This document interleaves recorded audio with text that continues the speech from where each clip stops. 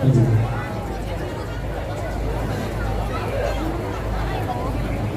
panggung lawan Mas Bobo.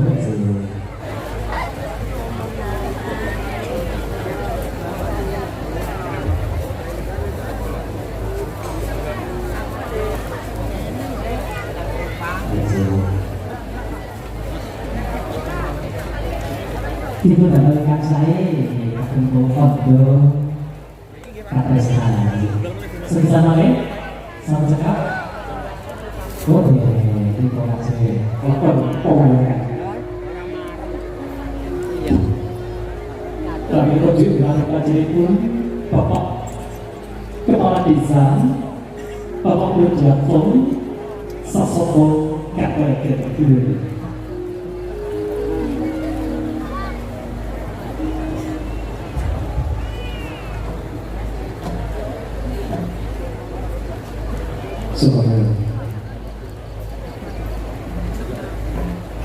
dua ganti lopi-lopi tokoh kebanyakan diwada kita yongkun tadi ganti ada lakon sumilaing patut wonten ing ngalanto dua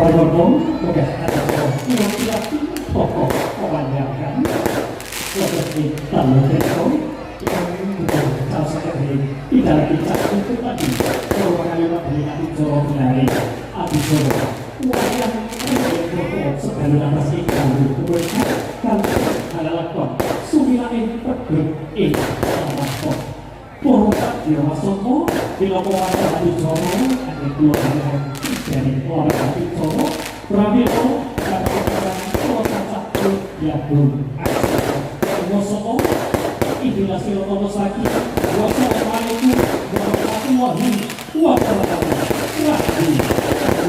ini tidak salah Pramilo itu hamil satu menarik kuda kami ternyata sebenarnya tidak bahwa ternyata kita berusaha dari kita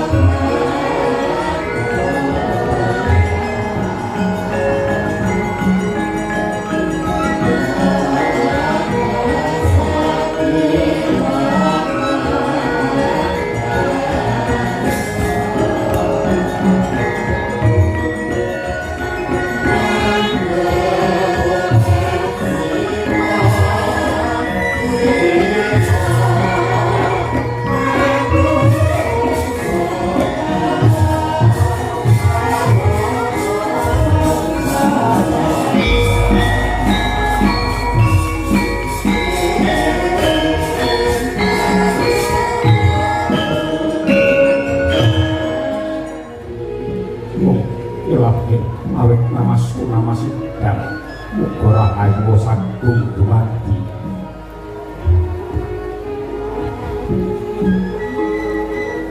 rantak-rantak semoga solo kesanggan prahonggo mati berangin padang lain ngabit gunung temah kumlalu sorok pun hayut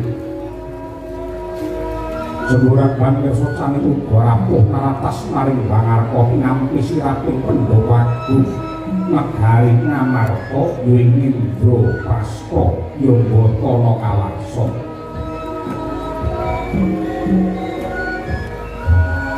sandrane kraton ngamarko koyo kekaman bodro irawan bodro rembulan irawan mendung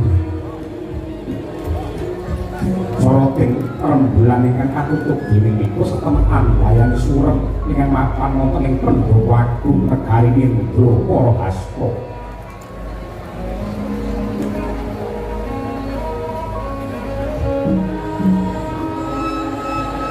dengan makulan dadosaken jibet-bebet adi pangkok koning tekad di maring doaku ngamarta tekun guling para Gandha Pandhawa ing Prabu Puntadewa Yudhistira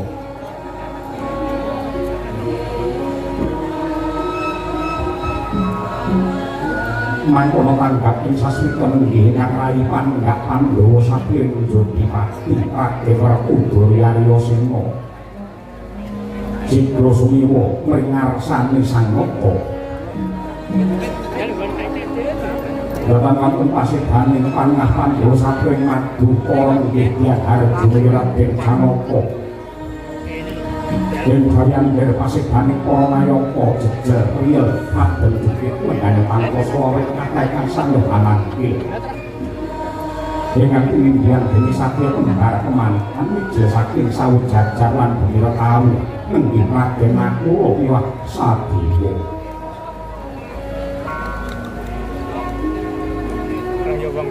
Dereng angkosan mongko kepareng medhar pangandika kedhatake belakang Warasaba Atung koprapane maring Prabu Ndrawati Sri Bathara Kresna Yori Sang Narayana mangkon ingkang Warasaba ya piyak nganan sarta ngiri satemah dadi lulus praharja lampahe Prabu Harimurti Sang Prabu Puntadewa kawis tingal pendhih punggung suming bali kasuk panokoling kalbu Daya-daya manem Brama Ramu ingkang Raka Ndarawati ya ing acara lenggah pinaringan pakurmatan Sakrawati mangkono kaya kawijil pangandikan Sang Nata mangkono lamun kaya sing lisan lho agak malah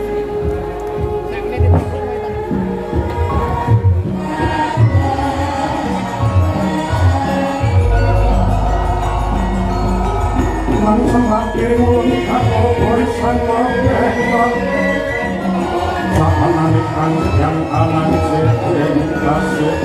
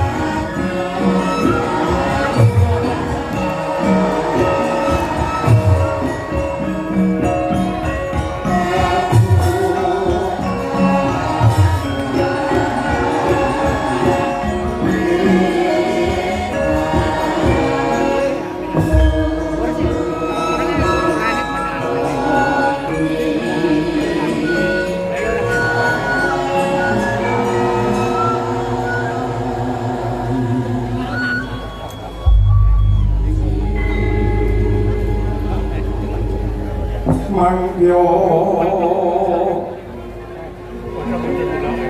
pacaping praja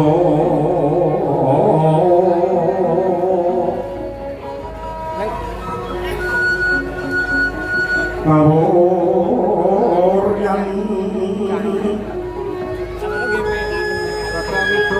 wasana uri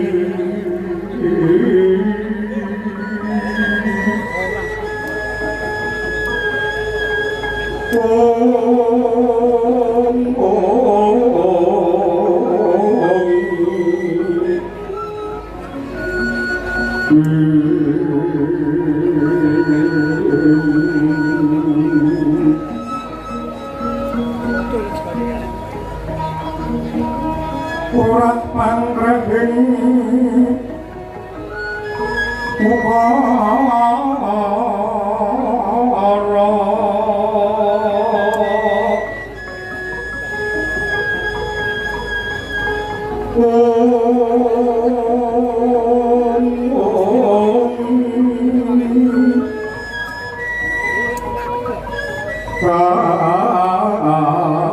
karono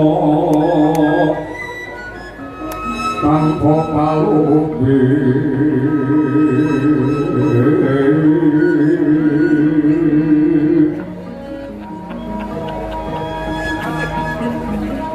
hatilah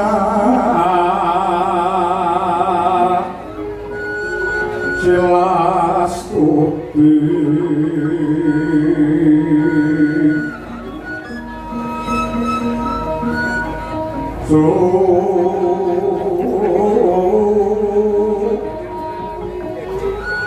Jono sarjono kelu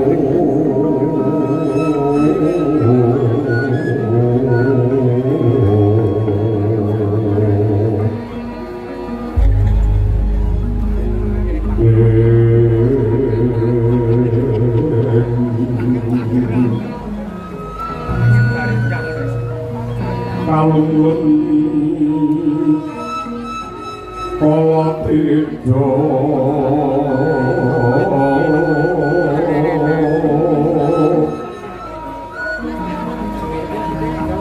idem angganing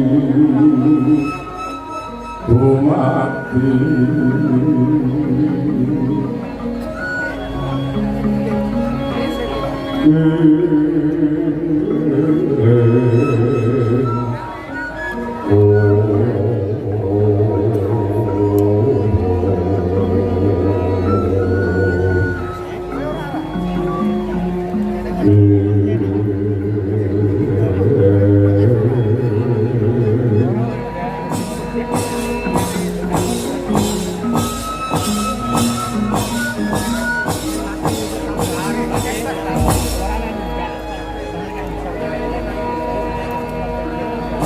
Iwan sukswat diri luwih uga paring pepayung pring kangwananing susah kemah babar pemandanganing jagat ngamarta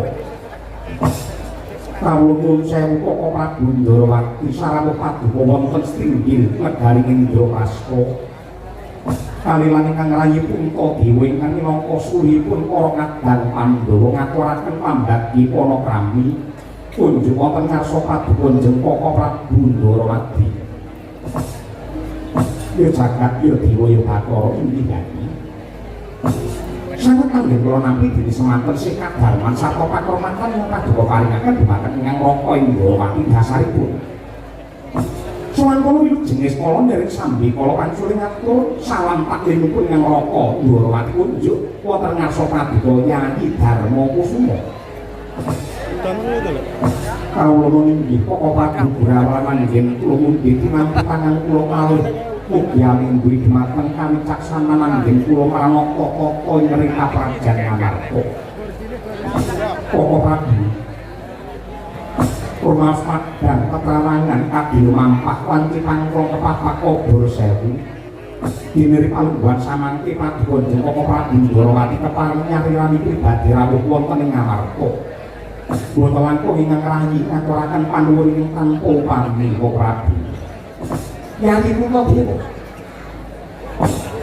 Ingkang Raka Indrawati sowan wonten negari Ngamarta sepisan pilih kota dipun ingkang kagelar wonten ing praja Mbotana Kawarsa.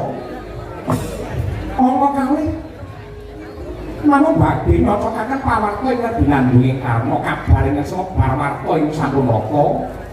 Bilih pripalungguhan samangke negari ngamarta nedhen ketaman kinkin. Ngamarta nedhen ketaman prihatin. Pramila bidal kula saking Ndorowati kadhi kula jangkah sepisan dadi supados enggal marak wonten ngarsa Padwa Yayi Puntadewa sasampunipun kula mangarsa Yayi.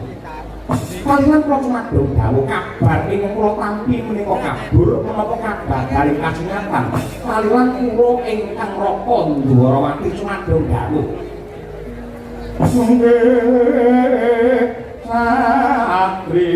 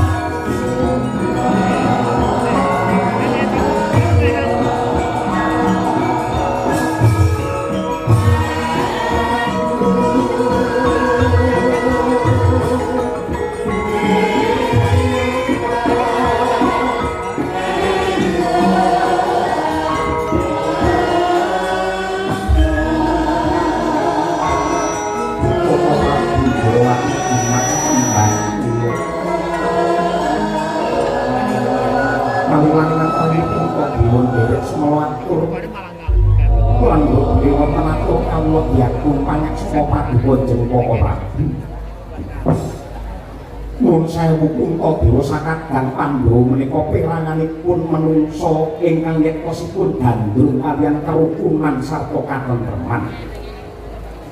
Awit panggaipun Puntadewa boten badhe wonten gaman ingkang ampuh kejawi namung gaman panunggal.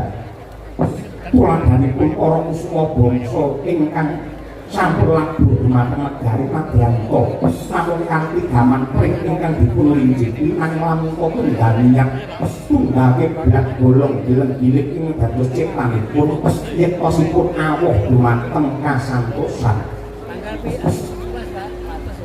Dinten asma kakanku tanpa kita kaya karo udara iki kok perangane menungso Madyanto ati wong akeh bual-bual.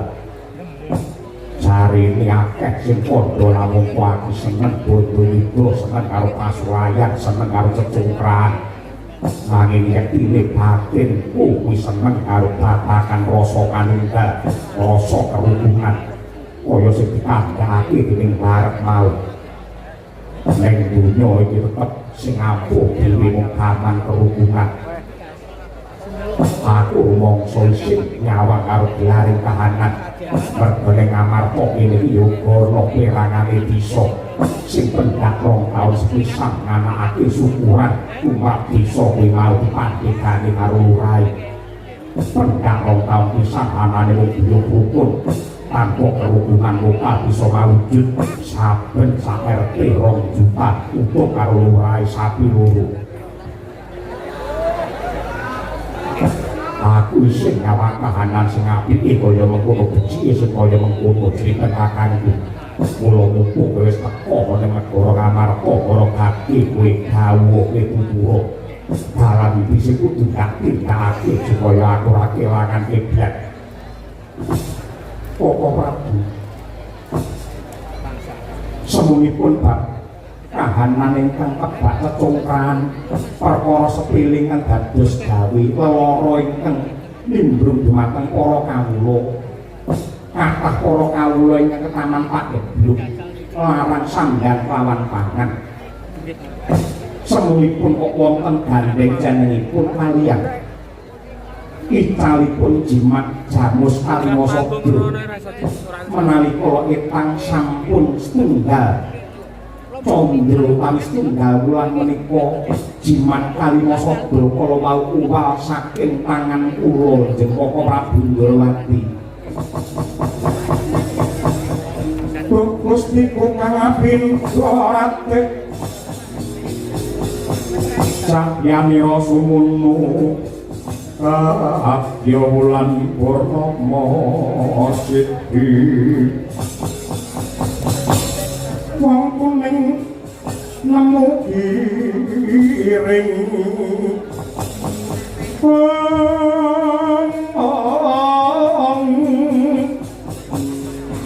Duk Ciweng sun paringa pusada pun kakang Wara asmara Semira lir kebiaring apik jagat diwa batur ya jagat nangis kula jenggira kaos sing manah kula yanyi Puntadewa semunipun leres dados sabda Tama Paduka bilih Ruhara Prahara ingkang nimbrung wonten negari Ngamarta menika wonten sambung rapetipun kaliyan icalipun Pustaka Jimat Kalimosada ingkang kadewa menika minangka dasaring negari pakeming praja lan gondhelanipun para kula. Monggo menungsa menika lamun kepengkok lelakon ingkang awrat kepepet dumateng lampan ingkang peteng boten wonten ingkang kedadipun sambat sedepi kejawi namung Gusti ingkang akarya jagat mila saking menika. Monggo sedaya nggih wonten mriki kula dherekaken nyambung raos kaliyan Gusti ingkang Maha Kuwasa nuwun pitedah kaliyan Hyang Agung. Boyo wonten pundi icalipun Jimat Jamus Kalimosada pun kakang percaya. Pun kakang bidaya lamun Kalimosada sampun wangsul wonten regeman Asta Paduka. Tartamtu kahanan ingkang tentrem menika dados ringkih. Kahanan ingkang kebak panandhamen kok wontenipun namung bagya lan mundha. Pramila monggo sedherek kalian kapitalanipun piyambak-piyambak anut kalian kapercayanipun piyambak-piyambak nyambung raos kalian Gusti ingkang Maha Kuwasa mugi-mugi wonten trongkong pepadang daya wonten pundi calipun Kalimosada ya sing rupa maluk meneng jasana pesek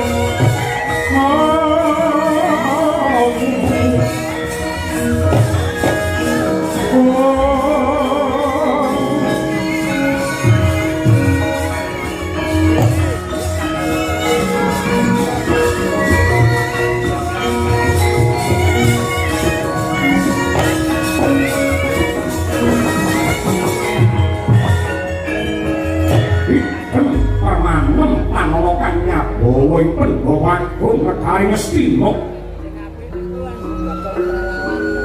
bilang dekan kini Loto Agung Ndrawati Sri Bathara Kresna sedaya sambil nyambung rasa marang Gusti ingkang Maha Kuwasa kaya mati jroning urip-urip sajroning pati liyep layak pingaluyut pindha pecating supena sumusuping rasa jati-jatine Prabu Kresna ngatas pring diwane ucap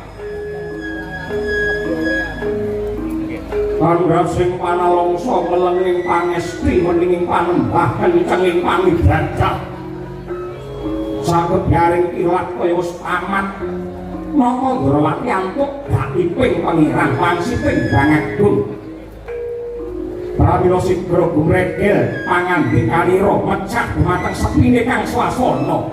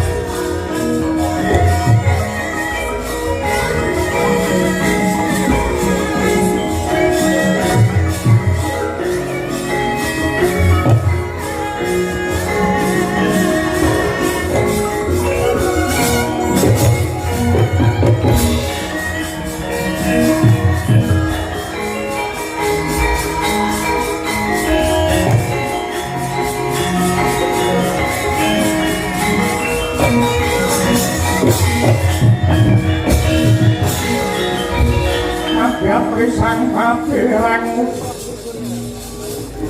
Pinang kula kinempet-empet dosa ngrak maning bawana ya situkang walang ati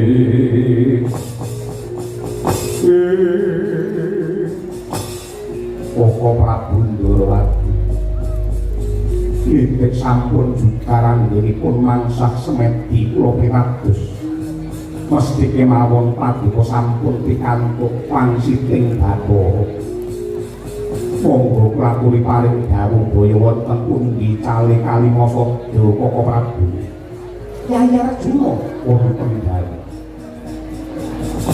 Kadangipun kakang yayipun Dewa pundi kados pundi Koko Prabu Nadyan to mawali-wali anggen kula nyuwun pitedah kaliyan Gusti ingkang Maha Mirah. Pandene wangsit ingkang dipun paringaken kok mboten owah, mboten buset. Cakra lamun to Kalimasada menika kinidra dening Duratmaka. Tur ingkang nyolong jamus Kalimasada menika sanes tiyang liya braya malah keluarga Ngamarta piyambak. Ingkang ditetepake ana negara Ngamarta kuwi hukume kudu adil kanthi sak adil-adile. Nadyan to wong liya braya yen pancen gedhe labine marang negara kudu pinaringan mujude pedungah utawa nugroho. Kosok baline Nadyan to kulit daging keluarga misat yen pancen kleru kudu pinatrapan ing pidana jungguh lawan dosa lan keluputane.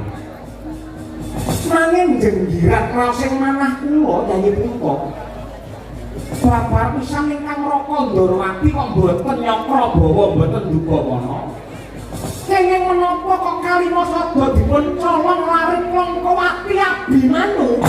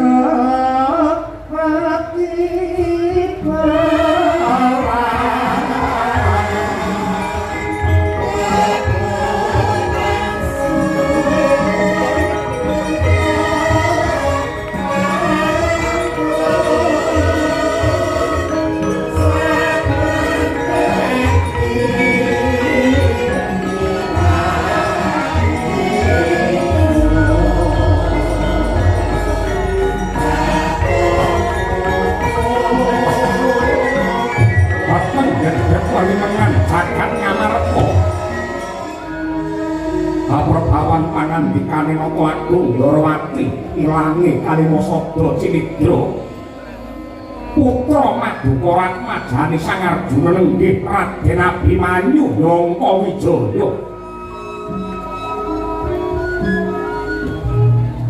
langkung-langkung Sang Arjuna mung boprok ngalumpruk kaya lila sanata bebayune datane bagatan musik bungkem sewu basa datan bisa micara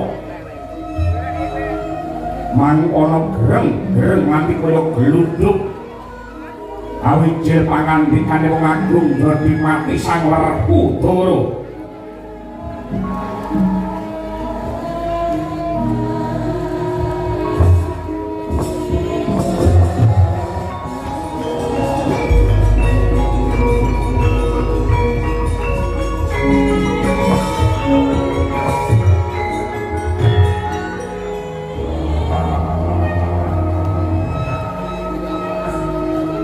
pertahanku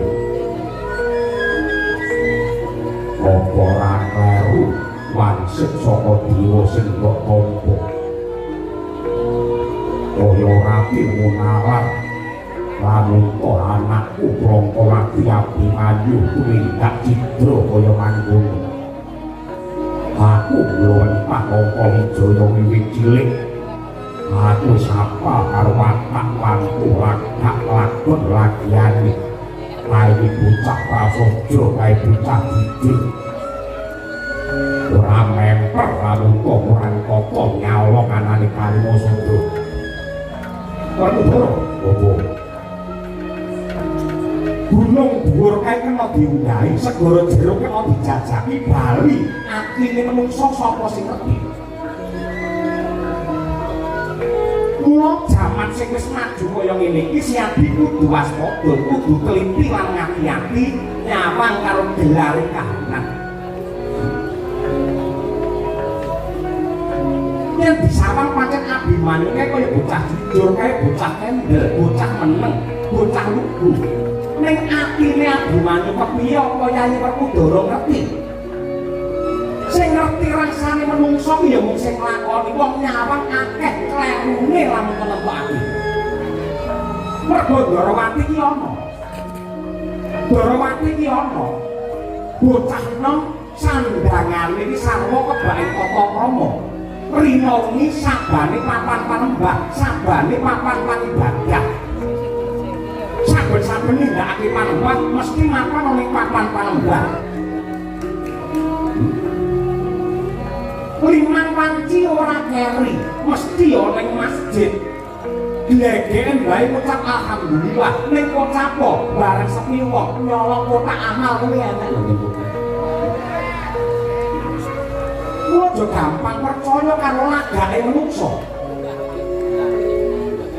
Mari panduan sampeyan iki kula nyumpes dhumateng Yayi Puntadewa kok Abimanyu andhane pakrap ing kados mekaten mbok menawi wonten bab ingkang sinambian kalisipun Yayi Punta kaliyan Angka Wijaya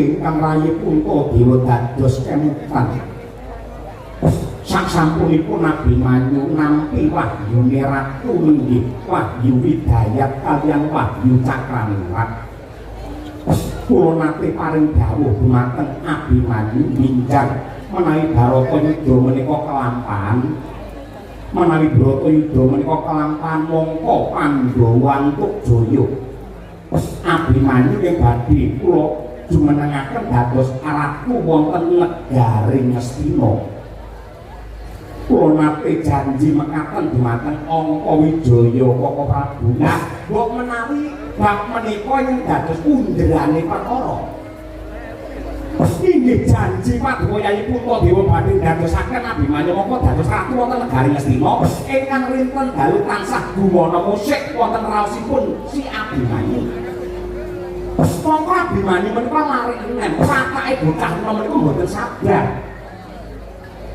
mongko ngenteni bar Bratayuda iya yen Bratayuda Pandhawa menang yen nganti kalah yo piye upamane Pandhawa menang ana Bratayuda iya yen Pandhawa isih eling karo janjine yen nganti lali kepiye mergo para nom-noman mliginipun Abimanyu sampun apal patake para pejabat patake para pimpinan anggere janji akeh laline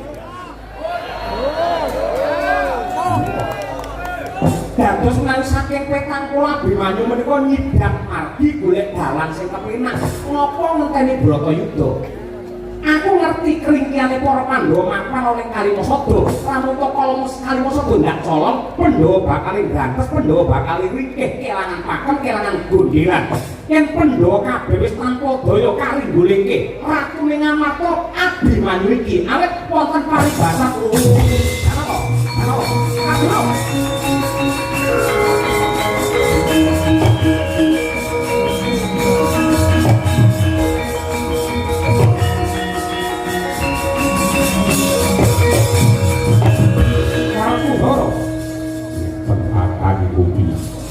menangan di lungane si Arjuna nek tanpa apa ya Pandurma jujuk Rempokowati ngajar karo si Abimanyu iki negara hukum ora kena tumindak sadurunge dhewe yen nganti ana apa-apa tumrape Abimanyu lan Janaka kowe aja mung meneng bae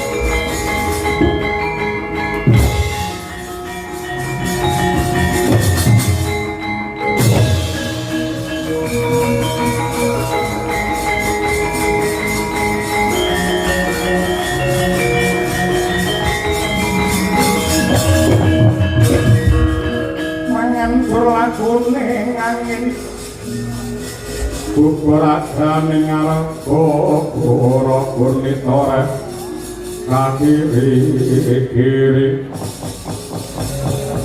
ora bumi pratem pito matula manyambak ambak utan treswor lan esus sindung riwut magenturan sindung riwut magenturan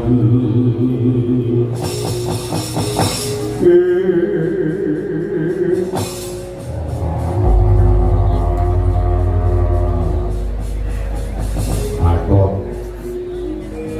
kawula nuwun wonten tinggalan kang adhawuh Rama Kyai sembah pangabekti kula unjuk Rama Kyai Jodimati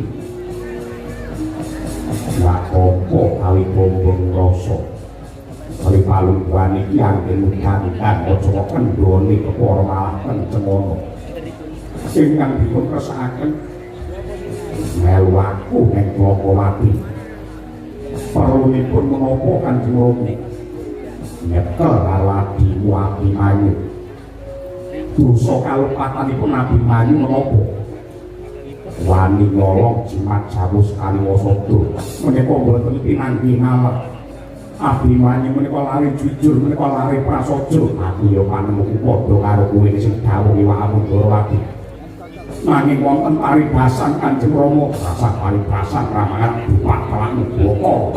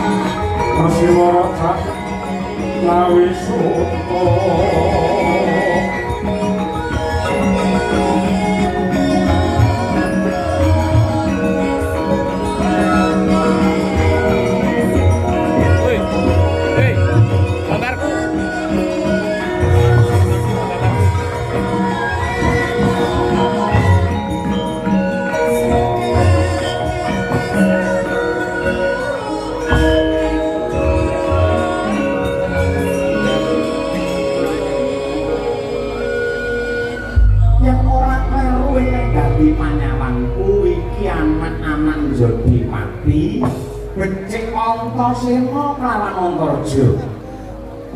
Para badhe pangestune Wak Amundharawati tanpa ana cah loro. Perkara badhe binagi ketemu mburi saiki ayo Wandarawati petung karo Antasena. Petung bab apa? Nuwun sewu. Gandengan nggih kuseba ning pasewakan negara Ngamarta mau kuwi mapan ana ning jaba nganti ora cetha lan terwaca sing dirembug ana setindel mau apa. Mulane palungguhan iki aku nyuwun dawuh, iki mau wose piye Wandarawati? Antasena. Piye? Mbok menawa palungguhan iki negara Ngamarta nembe nampa pacoban sarta pandhadharan saka Hyang Agung. Nanging kowe kudu ngerti. Carane pangeran tresnani karo titahe kuwi ora kok njur diujo apa kekarepane dikabulake, ning carane tresnani mesti akeh dianakake pendhadharan lan ujian. Contoh utusane Gusti Rasul pangeran kae klebu titah sing ditresnani karo sing gelar jagat ning ora gawe telitiren endi utusane pangeran sing uripe mulus kepenak ora ana racake rina wengi tansah nampa pacoban. Para pangeran kuwi nyoba karo menungsa mesti wis diukur kekuatane sing dicoba. Ora bakal pangeran iki nodi karo menungsa sak njabane kekuatane menungsa. Oh ngono. Proyek ning donya iki sing dicoba iki kabeh ora mung para Pandhawa bae. Ning kabeh manungsa waton mapan ana Ngarcapada, raga sing gandeng karo nyawa, wani utawa ora kudu nantang karo pacoban. Sing dicoba wiwit saka dhuwur tengah ngisor kabeh nampa pacoban. Sing sugih, sing miskin, sing pangkat, sing larat, sing ganteng, sing ayu, kerja, duwe, bisu, kabeh nampa pacoban anut karo kadiwasane dhewe-dhewe. Wong sugih kok ora pacobane dadi wong cetil, dadi wong sing ora gelem dono diam, ora gelem dono marang padha padane titah. Kuwi cobane wong sugih dadi wong sing mudhik. Wong larat kok ora kuat coba dadi wong lecet yen perlu gampang ngapusi, yen perlu wani colong jupo utawa dadi maling. Iki cobane wong larat. Wong pangkat ora kuat cobane wani nglikoke dhuwit negara. Yen ana pejabat wani gaglak bandane rakyat, tetep lamun toke pejabat sing ora kuat coba. Wong ganteng rupane ora kuat cobane, kegantengane kebagusane demonya marang hargane bawa nafsu. Bener iki. Ayu rupane ora kuat cobane, tipis imane, elek mentale, rami 200.000, sepi 7.500. Wong bakal ngono jane clepung pisane ndak enak belas. Contone ngono kuwi kaya dingendake dening Wong Prabu Ndarawati. Antarja iki bener. Pancen kaya ngono. Lah banjur gandeng cenenge. Nah. Ripalungguhan iki Ngamarta kelangan gedhen. Maknane kelangan gedhen. Jimat jamus kaliwasa dominan. Ilange dicolong maling. Malinge dudu wong liya ning keluarga. Sapa? Bocah Plongkowati si Abimanyu. Abimanyu dhewe. Iya. Arep berpikir tekan. Masa iya. Kula kan ngono, gandeng Ripalungguhan iki raman Werkudara wis jumangkak marang Plongkowati. Paman Warjuna budal bakal nyekel marang Abimanyu. Antasena Antarja keri gawe. Ayo budal bareng karo Pandhawa. Marang kose. Ora perlu kesusu kaya apa ngobani ya tetep subuh. Budal ya budal waton genah sing dituju ki ngendi iki kok dadine piye ngono. Urung teko anggarane pira budal ora. Nuwun sewu. eleke Antasena nun sewu eleke Antasena wiwit cilik dadi wong iki ora gampang percaya. Mula biyen SD ditokke karo guruku mergo saben-saben kandhane karo guruku aku ora ngandel. Kuwi kegowo nganti dina iki. Lah, perkara Kanjeng Rama budal ning Plokowati, Paman Arjuna budal ning Plokowati monggo. Ning yen Antasena beda. Rek beda iki dawuhe Pak Amundharawati. Mergo saka wangsite dewa. Ose. Aku tak takon. Apa wong gawe rekodaya rekayasa mecah kerukunane para Pandhawa ki ora kurang akal. Nuwun sewu. Wong manca negara iki pamane bakal ngrubuhake negara Ngamarta kanthi cara peperangan. Wis ora bakal bisa menang. Mergo pancen Ngamarta wis digaya, jaba jerone wis saka akasa daratan nganti samudra kabeh wis santosa.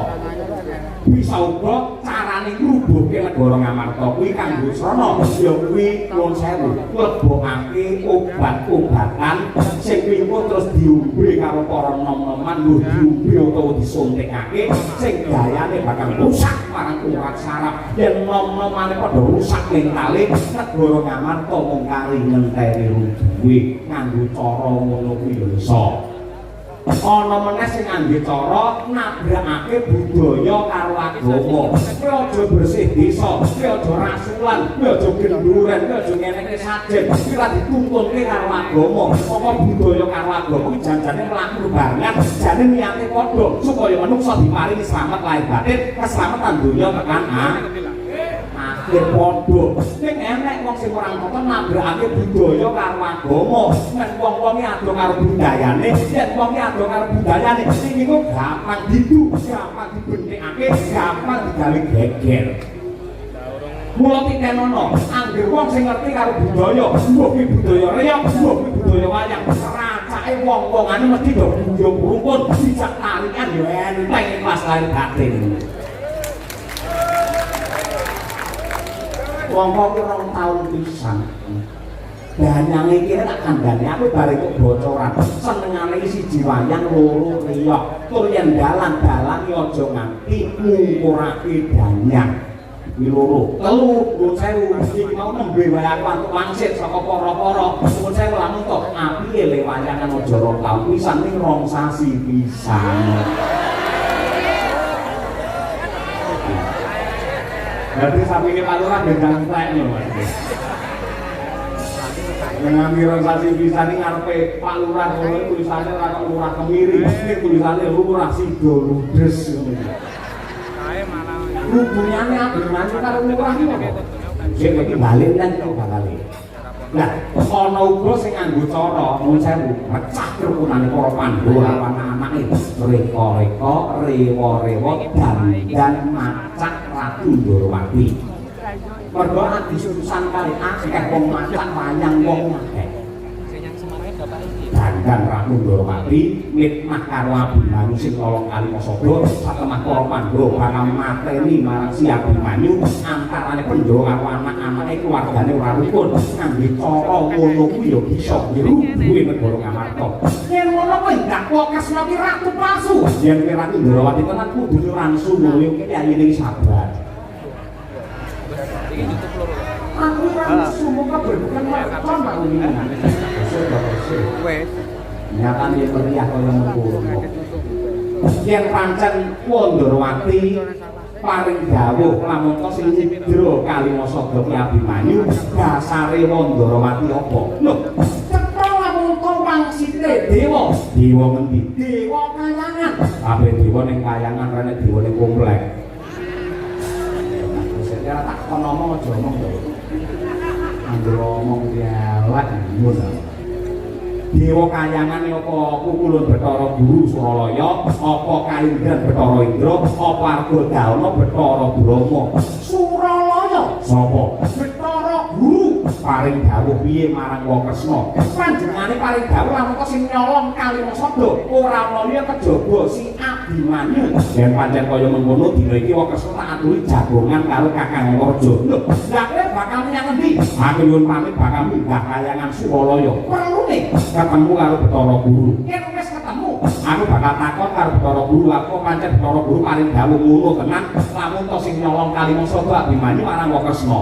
Yen pancen bener ngono tenan, rasa wong liya aku sing sago ngajar karo Abimanyu ning poso baline. Yen aku takon karo Bathara Guru, mongko Bathara Guru ora paling dawuh apa-apa, apa kira-kira Wong Kresna wani nampani kaneksane Karang Taruna Kemiri.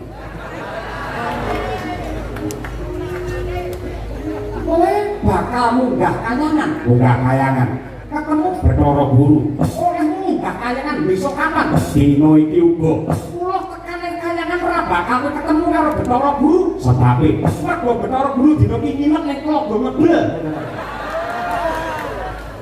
Kan opo? Posisi kan? Oke. Kuwi ora posisi. Ayo, kula posisi apa ngono. Nanti macam-macam. Nanti neko-neko yang ilang koko kramamu ngapa kowe? Mboten napa-napa. Yang ngantem aku lho. Kok ngertos ta? Ayang-ayangmu kok arep ketok. Lho Bu. Sanjep budal to senok. Wis. Men cetha, men gamblang, men atiku ki ora ragu-ragu. Jane panjenenganmu kagungan jejuluk Sri Bathara Kresna. Maknane Kresna ki apa? Mergo sok-sok ning pawiyakan ning sekolah ki ana pitakon sing kaya ngono kuwi, sing bocah ora iso jawab, wong tuane ya bingung. Kresna ki tegese apa? Kresna. Yo. Kresna. Yo. Kresna, kres kuwi landhep, no kuwi padang. Kres nek landhep apa bangsane cilet, gunting, pemes lan sak piturute. Aku ora ngerti mergo ki jarene wong, aja jarene wong. Sing kagungan asma Kresna iku padha jarene wong karo kowe piye?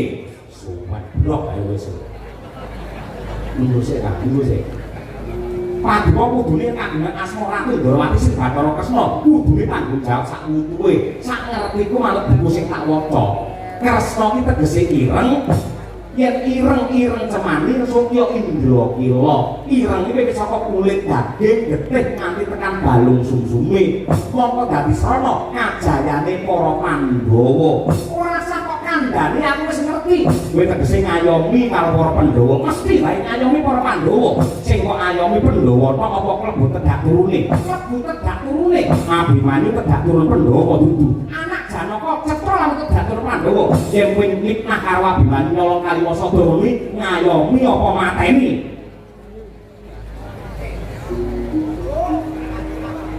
Ora ngono kok. Ati ngarep niku. Yo piye? Wis ngene wae. Tinimbang aku malah suwi malah pekewo karo Ndrawati. Yen pancen Paduka ki Kresna sejati, endi cakramu, endi kembang wijaya kusumamu? Wong ing griya mangun kungkan ban rimang lerena tanpa kanin yen antulus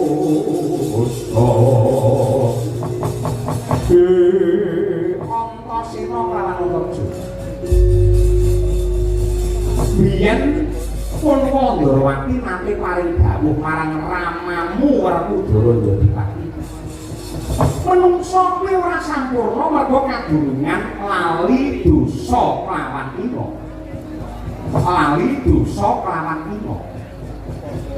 Saka sumengkanipun Ndrawati praktana negara Ngamarta, lah kok dadi gaman loro ki mau keri ana kraton Ndrawati. Ayo Ndaraja meneng ae piye? Sakalane gak?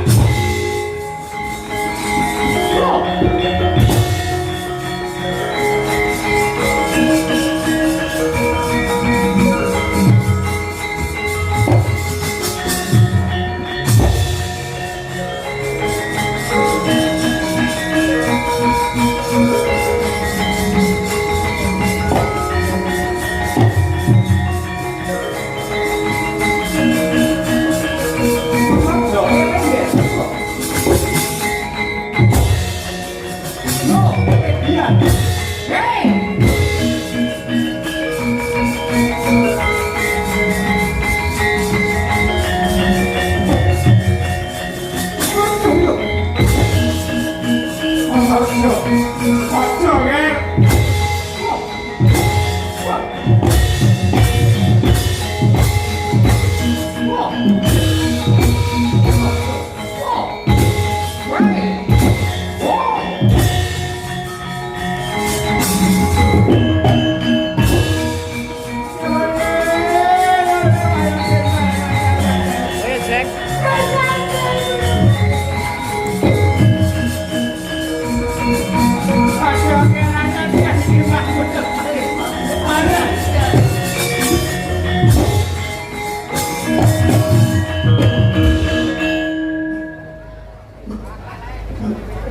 Ayahku ketangkep. Kenapa tuh bapak bisa suatu morai sonopo kanyatani bapakku suka lima jaluk balik orang balik ake wong ngamarta orang arek kabeh.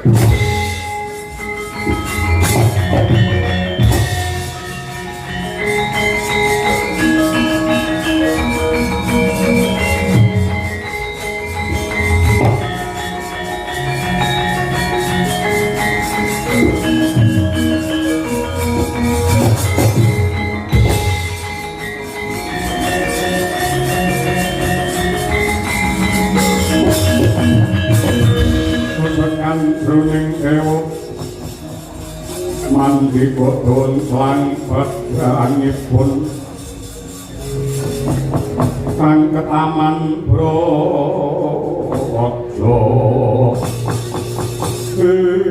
patih ngamarta tambak yageng dasar ornyata Bambang Aswa Suta Utama. Aswa kuwi jaran Suta kuwi anak utama kuwi apik kuwi anak siaran sing apik lambemu. Kowe nyimpan ngewa utawa nengen bapak kok jaluk balak do kondur marang Sukalima. Kowe tak wene bocoran. Bapakmu ngenteng-ngenteni 20 tahun. Yen pancen kowe tresna karo pakmu kowe bahaya ning Sukalima cawisna daharan senengane pakmu apa unjukan senengane pakmu apa rokoke apa kirimen ning tahanan negara Ngamarta lambemu. Bapakku iki pendhita Palandiran diklebokke pakmu jarane karepe piye? Aku wis ngiteni bolak-balik ngaku pendhita, ngaku brahmana, ngaku kiai pisan. Yen ambil ana jagat politik mesti ora kajen kaya pakmu. Bapakku jaluk ulungake bareng karo jebole diadaku. Piye?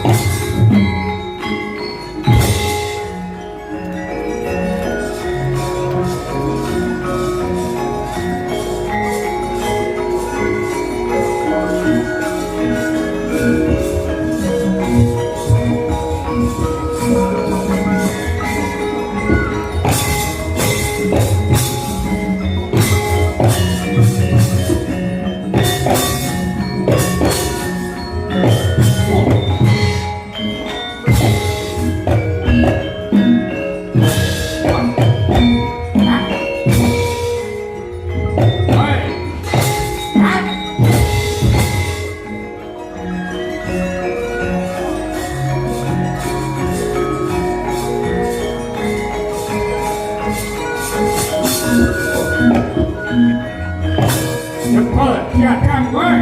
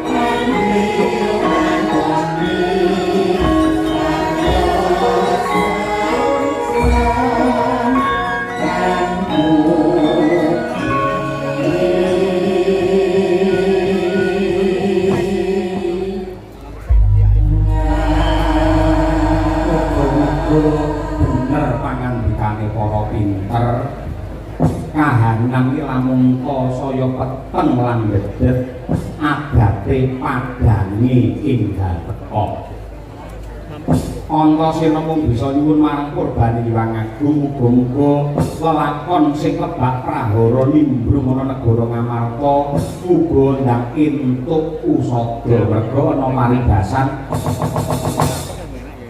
Masuk.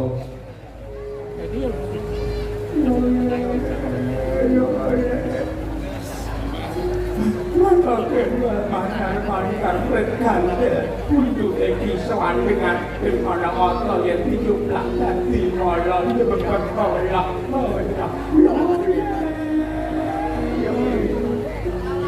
Hirung gajah jenenge trale, dirembukan jenenge lambe. Wong wedok metu bengi jenenge keon. Pendhita mangeleh dari kajen. Upur-upur ikan lele, lele. Lapor kan. Sang musik dianake panggebekan ana ing TKP apa kuwi tempat kejadian perkara. Terus cetonge glo tanpa warna sing nimba Ratu Ndrawati mitnah kelawan Abimanyu simbah Durna iki. Go mlebu ning kantorku. Diajar tenan hati. Aku jaya.